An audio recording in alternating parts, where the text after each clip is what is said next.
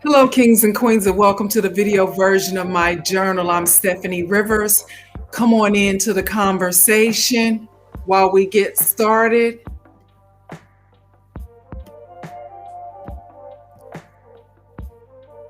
I'm Stephanie Rivers, and this is my video journal. I am tricasting on YouTube and Facebook Live and LinkedIn. And I'm playing a little mood music to get us started. So if you are new to the conversation, we want to welcome you. Be sure to like, share, and subscribe so that when I post new videos, you will be the first to know. And if you are returning, we want to welcome you back. This is the video version of my journal. Question for you. Have you ever had a question about something and you asked someone for an explanation, and the explanation they gave you made little to no sense? In fact, the story made so little sense that it made you question their competence in their job. And it made you even maybe a little angry, because for them to give you that lame story that they try to give you, that made you say, what do you think of me? How smart or dumb do you think I am that you can just pass off any type of excuse to me and think that I'm going to go for it? Well, that is what a lot of people do in authority. That's what a lot of politicians do. They offer explanations that make little to no sense to a person who is of sound mind and body. And so some elected officials are guilty of that. They get used to making decisions without being questioned and without being held accountable. And so when somebody actually asks them to be accountable, they say things that lack reasoning and lack credibility. Well, I found out that the Dr. Russell Dydeker, he seems to be one of those people. Dr. Russell Dydeker, you can do your research. He is, by all accounts, he's the go-to forensic pathologist in a number of counties surrounding the St. Louis, Missouri area. These counties include Iron County, they include Madison County, they include St. Francis County, they include Washington County, and there could be more. Dr. Russell Dydeker. If I had a picture of him, I would show it right now. I've been looking for a picture, and I don't know if he intentionally is not providing pictures, or I even went to the hospitals, because he is affiliated with a number of hospitals as well. And he is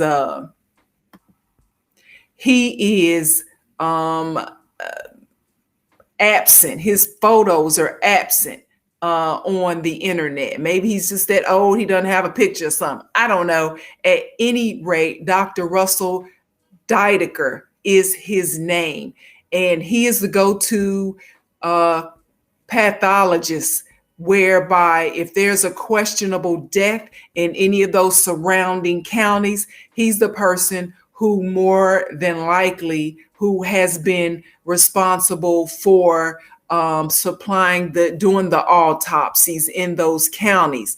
He conducts all of them, if not most of them, of deceased people when they die under questionable circumstances. So even county coroners in those different counties are willing to take Deidiker's results of his autopsies without questioning him. And here's a little fact that I found out in my research. It seems a lot of us in the non-medical field, we think that a coroner equals a medical examiner equals a pathologist, but the coroner, most counties, if not all counties, have a county coroner. That's where when people die, their bodies are held before they're transferred to the funeral home for the burial. So coroners are elected officials. They are not necessarily medical professionals. So in this instance, all these different counties, Iron County, St. Francis County, Washington County, Madison County, they have their own county coroners, but Dr. Russell Dydeker is some type of area go-to person, and he is responsible for doing all of these autopsies, and then he just hands off his results to the coroners. Now, if you are a medical examiner and or a forensic or a pathologist, then you are the medical professional, medically trained professional that does the autopsies. Coroners basically do the investigations of the scenes of the questionable deaths, and then they might relay that information to a medical professional, in this case, Dr. Russell Dydeker, and then they are supposed to get together and give their results of as far as what the body went through, the person went through who died. So lately, the results of Dr. Deidiker's autopsies have left family members of the deceased with more questions than answers. When a medical when a pathologist or a medical examiner does an autopsy, there's 4 reasons or that a doctor would say a person died. They died from an accident. They died from violence or homicide. They died from natural causes, which could be like, they would consider like old age or Alzheimer's or cancer or something like that, like a cause, a natural cause, or they died from suicide. So it seems that Dr. Deidiker, Russell Dydeker, in the area of St. Louis, who's doing most, if not all, of the autopsies of questionable deaths, he has a habit of labeling these questionable deaths as suicides when there's evidence that it is not suicides. So let me say right here, if you live in and around the area of St. Louis, Missouri, and you have a family member who died under questionable circumstances, and Dr. Deidiker is the name on your family member's autopsy, and you had questions, or if you didn't have questions, you might have questions after you look at this. And if you have questions before you looked at this, I need you to reach out to me, because I am talking with a number of family members who have questions, who know their family member didn't die as a suicide, but Dr. Deidiker has labeled it as a suicide. And once this person who is in authority labels something as suicide, then there's no investigation. There's really no recourse that a family member can take except to challenge that. And that takes money. And so we'll get into that later on. Now, I know, and you know, that most people, nobody wants to hear that your loved one killed themselves.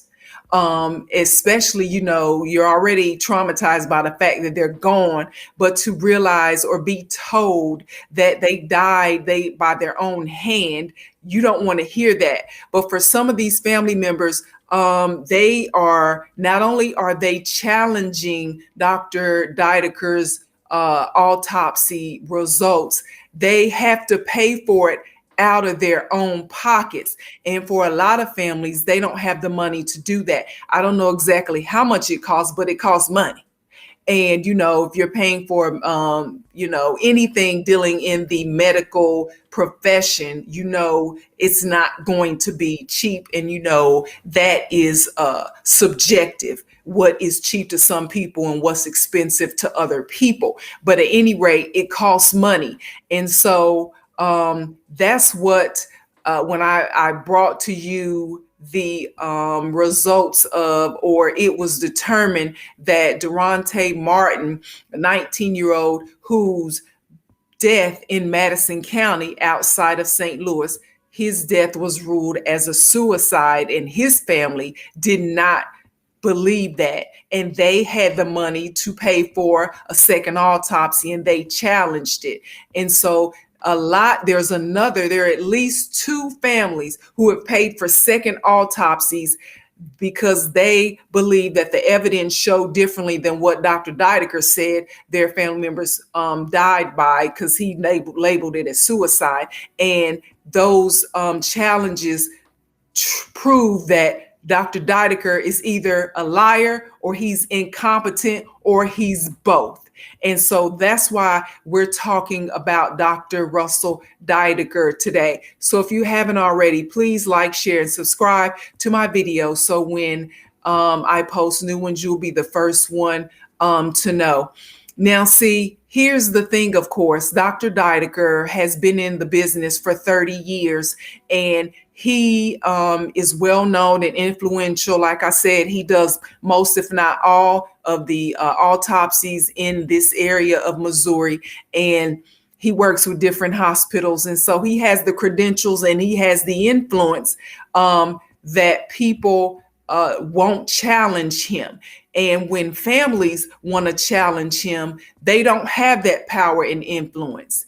And so, but in the case of Durante Martin's family, they had the money to pay another independent forensic pathologist to do a second autopsy. And that led to overturning of the classification of Durante's death from a suicide to by violence / homicide.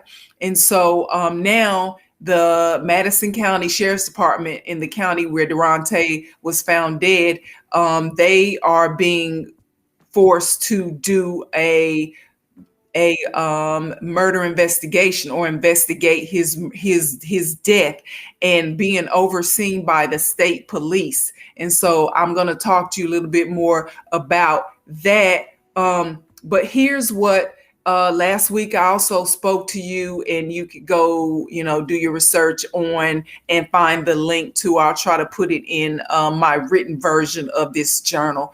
I'll put it in here. But his family, I spoke to his grandmother last week and his mom last week, and they said now that every time they call the Madison County Sheriff's Department trying to get a follow-up information on where are you in the investigation, since 2-3 weeks ago, almost a month ago, you were told you now have to do an investigation. Where are you on that?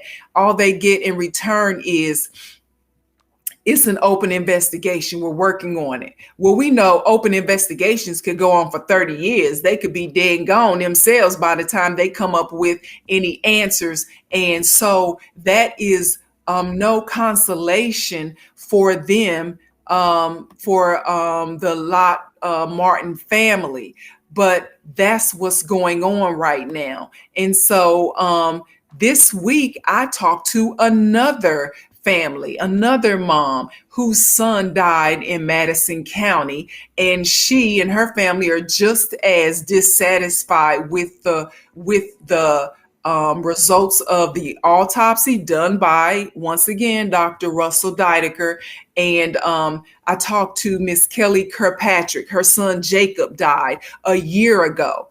And she agreed to talk with me because she has voicemails and she has texts that prove that her son didn't die by suicide the same Dr. Russell Dydeker said that he died by suicide. Now, it was kind of conflicting in the autopsy report. She even sent it to me, and it shows a number of things, but it talks about how he died of a suicide, but he was actually killed by being run over by a car because he was left in the middle of the street. Her son was left in the middle of the street, and she believes that someone put him in the middle of the street so that he could be run over by a car.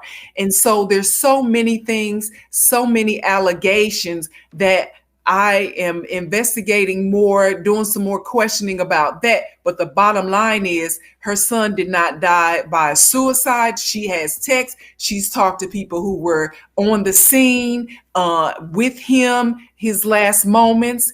And so one of the other things that Miss Kirkpatrick had to go through, and you can do your research on Durante Martin's death, you can do your research on Jacob Kirkpatrick's death, is that one of the other things is Miss Kirkpatrick told me that the coroner's office, of course, the coroner came to the scene, he does the investigation at the scene of the questionable death. And this happened on a Saturday night when her son, Jacob, was killed. By Sunday morning, she was notified. Durante Martin's family didn't even get the courtesy, the respect of notification. But Miss Kelly Kirkpatrick was notified that her son had passed the night before. Before she could get to the coroner's office to identify his remains, they had embalmed him already.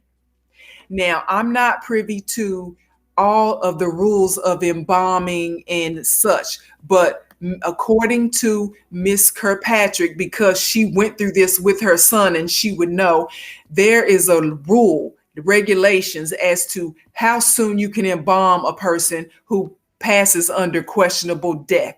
And I think the earliest that you can do that is 3 days.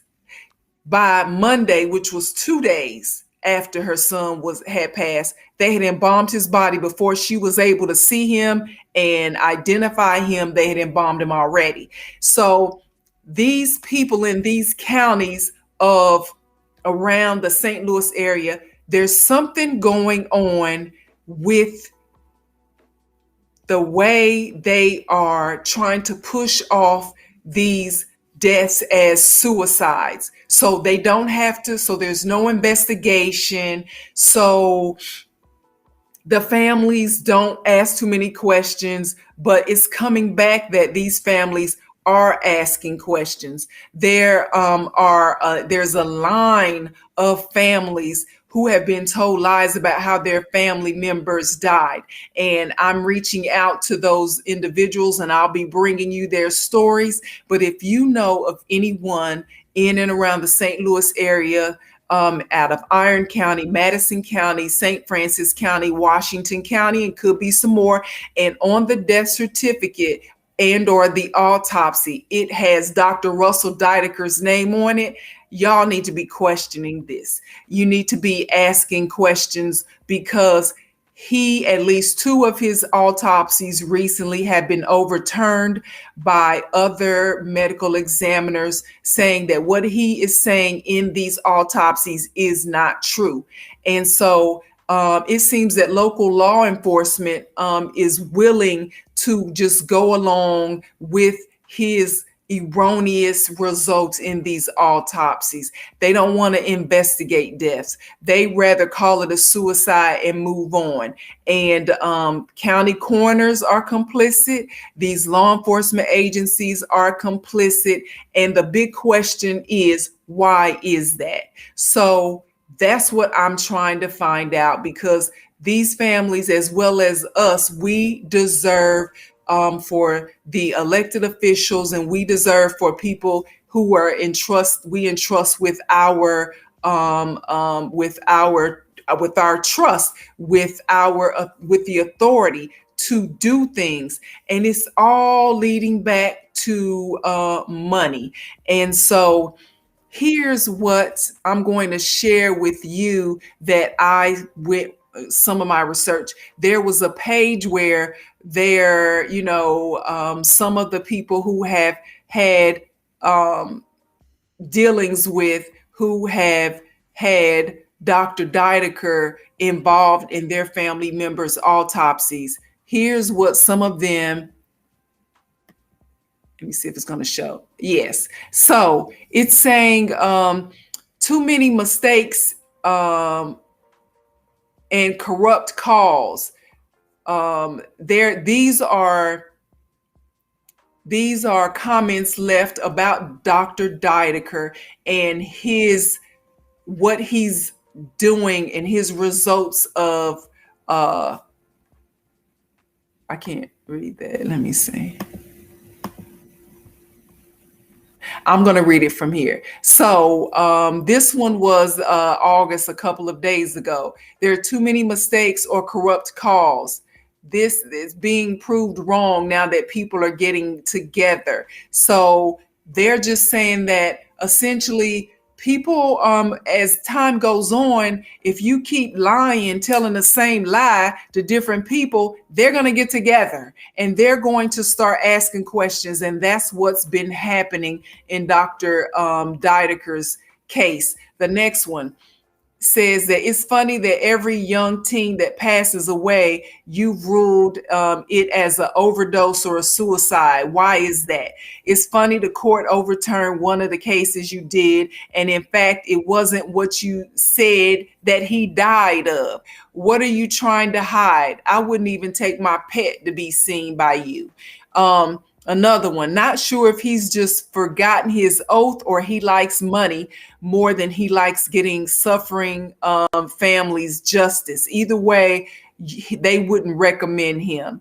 And then the last one is saying he will botch toxicology reports out of laziness and city officials' agenda. Now, the question is, what are those city officials' agendas when it comes to these lies on autopsies?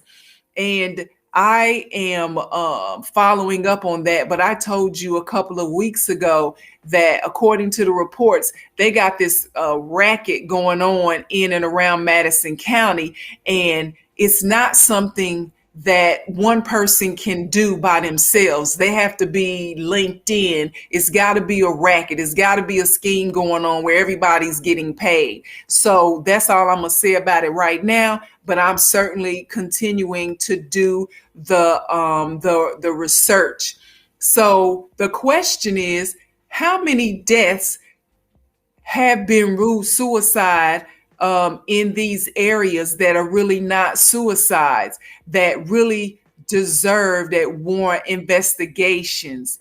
And that is the question, because if the coroner is taking Dr. Russell Dydeker's word for it and allowing these deaths to be labeled as suicides when they really should be investigated as murders or homicides or just violent, questionable deaths that need to be investigated, that means people are getting away with murder. That, and why is it? Why are you protecting people? Why are you letting them get away with murder? What's really going on? What else are you protecting them from or for? If you're letting them get away with murder, what you letting them else are you letting them get away with? That's the question that we had.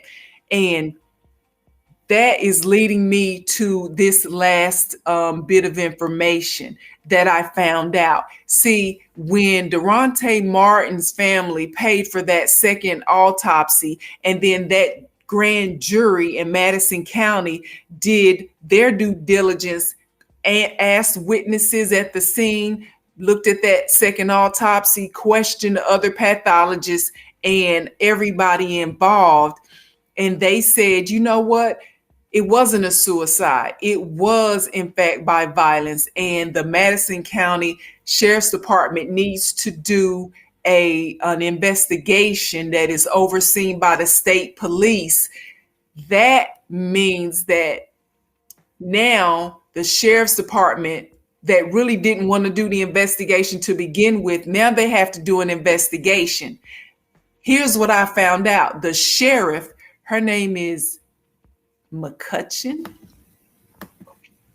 The sheriff of Madison County, her name is Katie McCutcheon.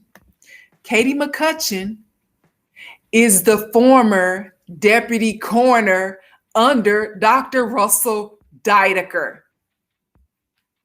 These people they doing something, y'all. It's something dirty going on, and I'm going to try to find out what it is. If you live there, you probably already know what it is. You know what's going on. So I need you to give me a call first, or not necessarily first, but I need you to call me so I can tell everybody else.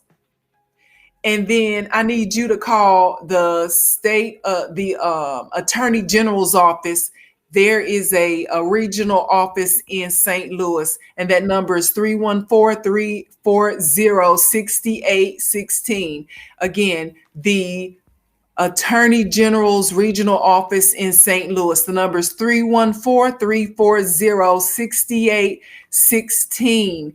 You need to hold your elected officials accountable. You need to ask them questions, especially when they come to you talking about, I need you to vote for me again, or I need you to give me some money for my campaign, or I need you to do all this, that, and the third. You need to say, well, I need you to answer this question. I need you to hold these people accountable, because they need to be trying to figure out, why is Dr. Russell Dydeker doing all this lying on these autopsy reports? That's what they need to be finding out before they start asking you for any more money, asking you for your vote. Missourians, that's what that's what y'all need to do. So we need to help these families get to the bottom of what's going on. So that's your call to action. Keep calling, asking questions, trying to find out, and let Russell Dydeker know we're on to him. Let the sheriff's department, let Katie McCutcheon know, Sheriff Katie McCutcheon, if she's up for re-election anytime soon, everybody needs to let her know we on to her too. Okay. And so that's what I am going to be working on, as well as other things. It's always something to work on. But if you know of any family members, and I have some texts, I've got some screenshots that I need to unravel, and then I'm going to be sharing those with you as well when I get a chance to get the timeline down.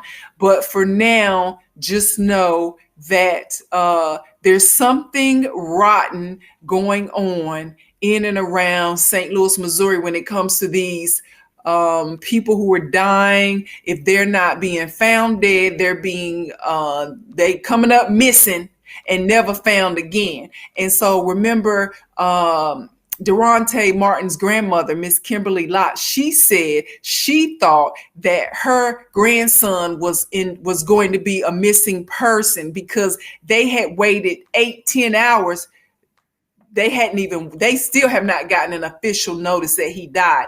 They just happened to go and call and make calls themselves and found out where he was. And that's why they ended up saying, yeah, we have your grandson's body, and this is what happened. And he committed suicide, and then never gave them the opportunity to come and identify him and, tell him what they had done to his remains by that time, because according to the law, it has to be a certain amount of time between when they find a person and when they find their loved ones. And they knew, based on information, he was only 19. He had a child fingerprint kit, because they start doing that in all the states, or some of the states, whereby when children go missing, they can help locate who they are and their families. So they had the means to identify Durante and to tell his family who he was within hours. Well, why 8-10 hours later, you still haven't contacted his family? They have to call you, and now all of a sudden you're like, oh yeah, he here. Come on now. You knew who he was. You just was not trying to tell his family where he was. You was going to make him a missing person. And they did they started looking for him and making phone calls because they had already heard through the grapevine what happened. And so let me focus on Dr. Russell Dydeker. That's who we want to get today. And next week, we need to make some phone calls and let everybody know that we're on to these doctors, especially this one, who botched these autopsies, lie on the reports, and then push off a narrative, a storyline of, oh, he committed or she committed suicide, when they know good and dang on well that something else is going on. Somebody's getting paid off. Somebody's getting protected who should be being charged with murder. So that's what we need to find out. Why is that? So to find out more about the things that I care about, go to the written version of my journal. It's at eurweb.com. Thanks and have a super